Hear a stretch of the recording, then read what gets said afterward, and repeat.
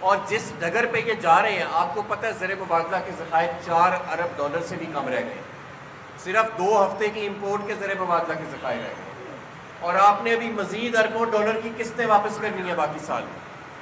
IMF کے ساتھ کشیدگی بڑھتی چلی جا رہی ہے اس نکمی حکومت کی۔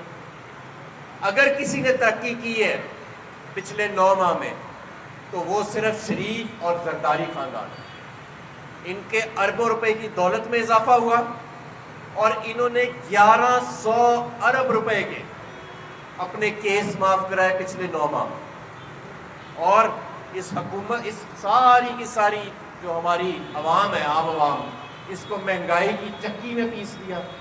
آج صنعتیں بند ہو رہی ہیں، آج بجلی کے بل مہنگے سے مہنگے ہوتے جا رہے ہیں، آج چیزوں کی قلت آنا شروع ہو چکی ہے۔ ساری دنیا پاکستان کی طرف دیکھ رہی ہے، اور ہمارا دشمن ہماری طرف دیکھ کے ہنس رہا ہے۔ کیوں؟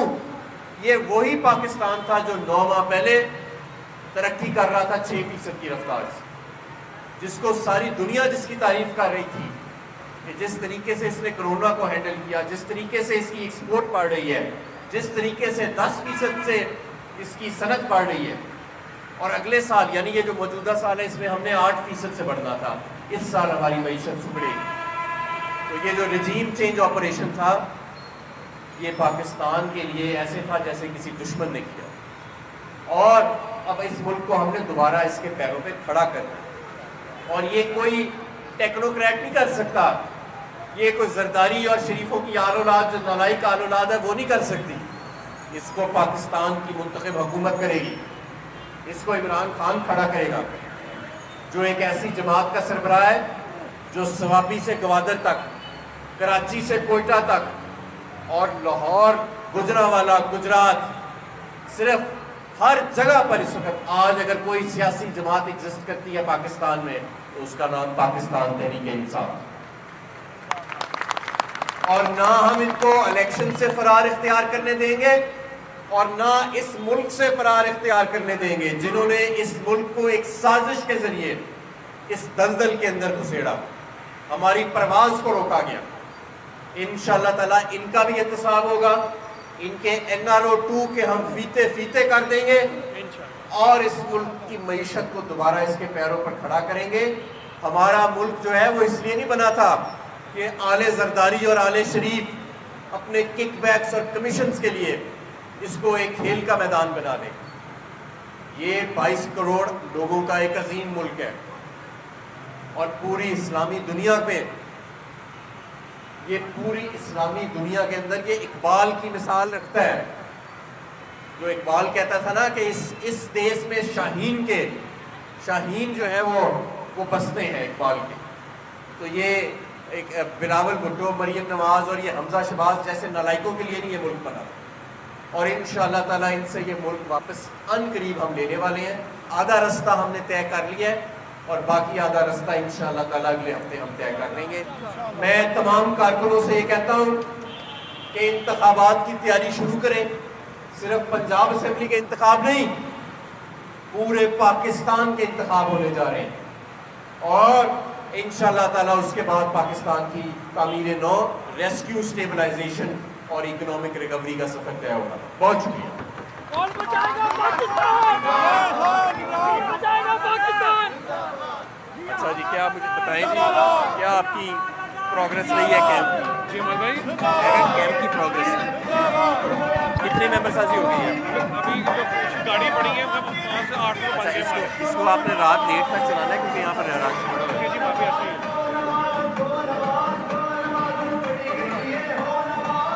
لو جی، اجازت ہے؟ ٹھیک ہے۔ عباس صاحب یہ فرمائیے گا کہ ماضی میں آپ کے والد جو تھے بڑے سیاست میں متحرک تھے، قابل بھی تھے، جس طرح پرویز الہی نے آپ کے والد صاحب کو کیا، آپ سمجھتے ہیں کہ پرویز الہی کوئی خیر کی توقع ہے آپ کو یا نہیں؟ دیکھیں بات یہ ہے کہ اس وقت تمام قوتیں پاکستان کے لیے ان کا ایک ہونے کا وقت آ گیا ہے، کیونکہ یہ پاکستان کے وجود کا ہمارا ایک ایگزسٹینشل ایشو ہے۔ ماضی کی تمام تلخیوں کو بلا کے، غلط فہمیوں کو بلا کے اگر ہم ماضی میں ہی بیٹھے رہیں گے تو پھر آگے مستقبل میں کیسے جائیں گے؟ کسی کے پاس وقت نہیں ہے کہ 20 سال پہلے 30 سال پہلے کیا ہوا تھا۔ ہم نے یہ دیکھنا ہے کہ اگلے 10 سال 20 سال میں پاکستان کدھر کھڑا ہوگا، اور اس کے لیے ہم سب جو قوتیں بھی عمران خان کے پرچم تلے آنے کے لیے اکٹھی ہیں تو وہ ہم ان کو خیر مقدم کرتے ہیں.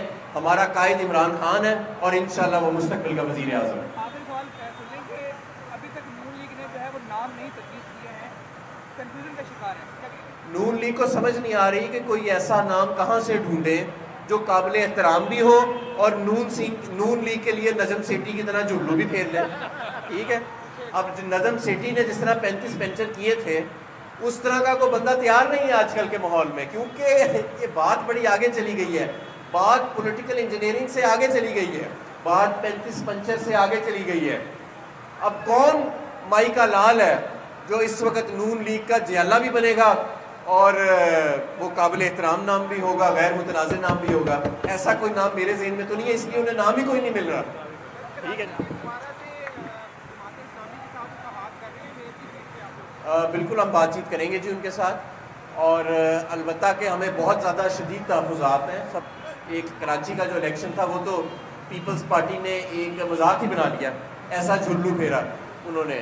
لیکن میں عوام کو یہ یقین دلانا چاہتا ہوں کہ بلدیاتی الیکشنوں میں ایسا جھلو پھر جاتا ہے عموماً.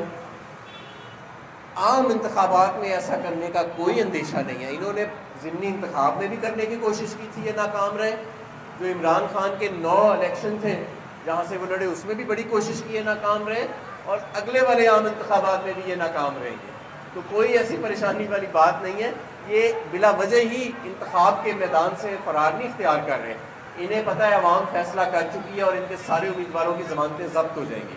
اور اگر اتنے ہی کانفیڈنٹ ہیں کہ ان کا بیانیہ ابھی بھی لوگوں میں مقبول ہے تو آئیں نا, یہ گھوڑا ہے, یہ میدان ہے, کس چیز سے فرار اختیار کر رہے ہیں؟ بہرحال اب ہم انہیں فرار اختیار نہیں کرنے دیں گے.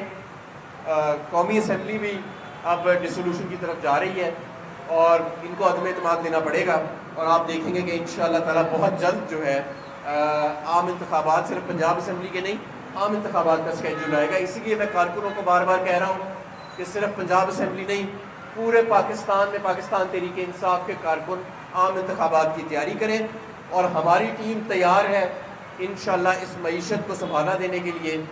فیصلے تو کرنے پڑیں گے, ہمیں بہت بڑی فیصلے سازی کرنی پڑے گی, اور 6 ماہ کے اندر وہ ریفارمز کرنے پڑیں گے جو پچھلے 10 سال میں کسی نے نہیں کیے, لیکن انشاءاللہ تعالیٰ اس ملک کو اس کے پیروں پر دوبارہ کھڑا کریں گے. ہر مختلف نیوز اپڈیٹ کے لیے آئی نیوز 365 کو سبسکرائب کریں اور ہمارے ساتھ جڑے رہنے کے لیے نوٹیفیکیشن بیل کو کلک کرنا نہ بھولیں تاکہ ہر خبر رہے آپ کی نظر میں.